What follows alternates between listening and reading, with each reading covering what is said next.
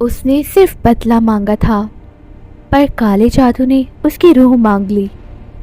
تم نے کبھی محسوس کیا ہے کہ کچھ لفظ صرف بول دیے جاتے ہیں لیکن کچھ لفظ بولتے ہی حقیقت بن جاتے ہیں؟ یہ کہانی ہے عارف اور کبیر کی۔ دونوں بچپن کے دوست تھے لیکن ہر دوستی میں ایک چیز ہوتی ہے، ایگو۔ کالج کا دن تھا، پارکنگ میں سب کھڑے تھے۔ کبیر نے مذاق میں عارف کو سب کے سامنے نیچا دکھا دیا۔ بھائی تو نہ ہوتا تو آج بھی یہ کینٹین میں ادھار پہ چائے پی رہا ہوتا۔ لوگ ہنس پڑے لیکن عارف نہیں ہنسا۔ اس کی آنکھوں میں اس دن کچھ ٹوٹ گیا تھا۔ اس رات عارف اکیلا کمرے میں بیٹھا تھا۔ اس کے سامنے کبیر کی تصویر تھی اور دماغ میں بس ایک ہی آواز، اس نے تجھے سب کے سامنے گرایا ہے۔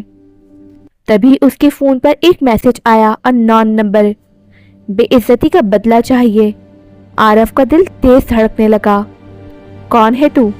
رپلائی آیا، نام اور تصویر بھیج، درد خود چل کر اس تک پہنچ جائے گا۔ عارف نے پہلے اگنور کیا لیکن پھر اس نے وہ تصویر اٹھائی اور بھیج دی۔ کچھ سیکنڈز بعد رپلائی آیا، رات 12 بجے پہلا قدم۔ عارف نے ہنس کر فون سائڈ پہ رکھ دیا۔ بکواس ہے۔ لیکن رات 12 بجے اس کے کمرے کی لائٹ اپنے آپ بند ہو گئی اور فون اسکرین خود آن ہو گئی۔ ویڈیو پلے ہوئی۔ کبیر اپنے روم میں تھا اکیلا لیکن وہ کسی سے بات کر رہا تھا۔ کون ہے وہاں؟ عارف کے چہرے سے رنگ اڑ گیا۔ اگلا میسج، اگر پورا بدلہ لینا چاہتے ہو تو آج رات اس کا نام 3 بار اندھیرے میں لو۔ عارف کا دماغ کہہ رہا تھا یہ سب فیک ہے لیکن دل بدلہ چاہتا تھا۔ اس نے دھیرے سے کہا کبیر۔ لائٹ بلنک ہوئی۔ کبیر۔ ہوا تیز ہو گئی۔ کبیر۔ اچانک اس کے پیچھے سے آواز آئی، سن لیا۔ عارف جم گیا، دھیرے سے مڑ کر دیکھا، کوئی نہیں۔ اگلی صبح کبیر کالج نہیں آیا۔ 2 دن بعد جب آیا وہ پہچان میں نہیں آ رہا تھا۔ آنکھوں کے نیچے گہرا کالا پن، چہرہ پیلا، اور سب سے عجیب بات وہ بار بار پیچھے دیکھ رہا تھا۔ کبیر، کیا ہوا؟ کبیر نے دھیرے سے کہا، وہ مجھے سونے نہیں دیتا۔ کون؟ کبیر چپ ہو گیا۔ اس رات عارف کے فون پر ایک اور ویڈیو آئی۔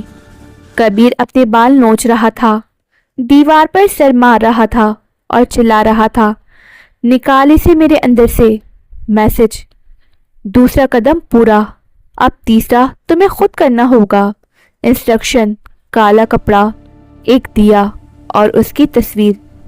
عارف کے ہاتھ کانپ رہے تھے لیکن اس نے سب کیا جیسے ہی اس نے کہا، جیسا درد تو نے دیا ویسا اب تو بھگتے۔ دیا بجھ گیا اور اس بار اس نے کلیئرلی محسوس کیا کوئی اس کے بالکل پیچھے کھڑا ہے، سانس لے رہا ہے۔ اب ہارر شروع ہوا۔ کبیر ہر رات چیختا کہتا، وہ میرے بیگ کے نیچے ہے، وہ میرے اندر گھس رہا ہے، وہ مجھے بلا رہا ہے۔ پھر ایک رات کبیر غائب ہو گیا۔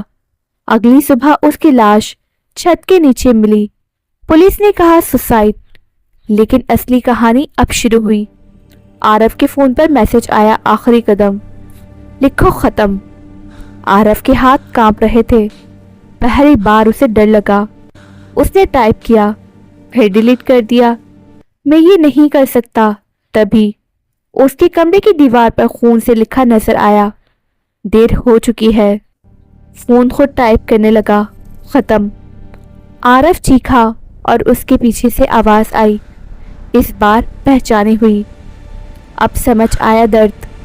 عارف نے مڑ کر دیکھا، وہاں کبیر کھڑا تھا لیکن زندہ نہیں۔ اس کی آنکھیں سفید، جسم ٹیڑھا اور آواز 2 لوگوں کی ایک ساتھ، تو نے مجھے نہیں خود کو بلایا تھا۔ اچانک عارف ہوا میں اٹھ گیا جیسے کوئی اس کا گلا دبا رہا ہو۔ فون پر لاسٹ میسج آیا، ایک روح مل گئی، اب اگلا نام بھیجو۔ اگلے دن عارف بھی ڈیڈ ملا۔ اس کے فون میں ایک ڈرافٹ کھلا تھا، کس کو چنوں، اور نیچے کانٹیکٹ لسٹ خود اسکرول ہو رہی تھی۔ اینڈ یہ سلسلہ